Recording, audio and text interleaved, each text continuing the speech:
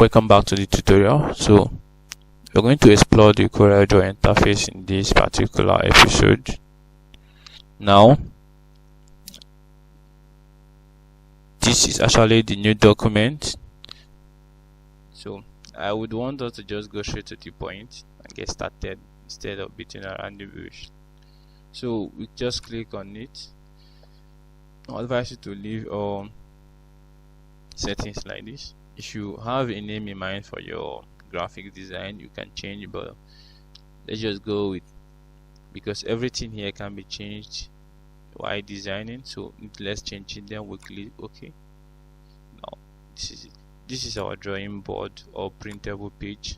Whatever you design and it's not kept inside this particular place cannot be printed, but it can be exported. That's to say, you can design files here and export them. But if you design an ID card here, letterhead, logo or whatever, but you want to print it on a sheet of paper, you need to bring it into this place for it to be printed. Now these are the toolbox. These tools are going to be used to manipulate lots of graphics here in CorelDRAW. These are the buffer menu bar. These are the file menu. This is the menu bar.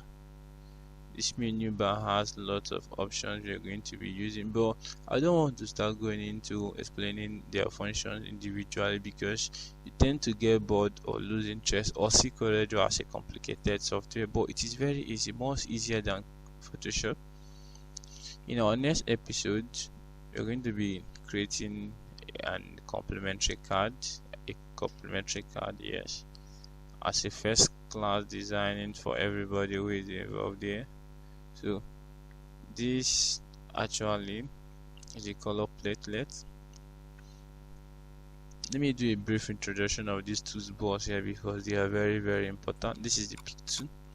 Use it to pick whatever you need on this screen.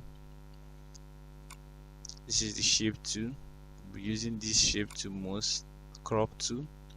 The zoom tool, you can use it to zoom out, minus.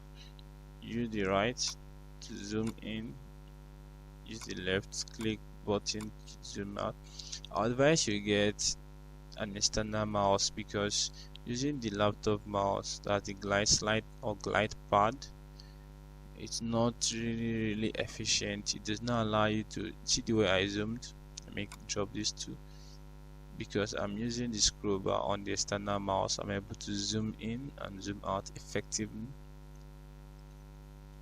In our next episode, you're going to see the usefulness of using this particular mouse. Now this here are lots of tools that are going to be used to create. This is freehand. You can use it to draw whatever you want to draw. 2 points. You can use it to create 2 points, maybe a line or something. This is the Benza tool. See? It's usually quite creative. It's something you need to get used to. Click. It's very extensive. Take pen tool. This is one of the best tools so far for me. It's so amazing that I can use it to create whatever object. I can use it to create triangle, box, but of course I can use it to create circle. Now inside here, this is by square tool. See?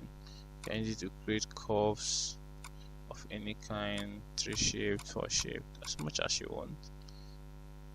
This is the polyline tool, 3 curve to smart drawing.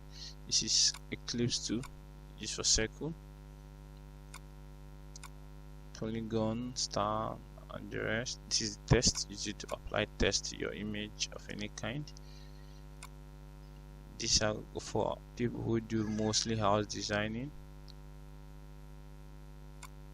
This to drop shadow tool. We're going to be seeing the uses of this tool in our next episode.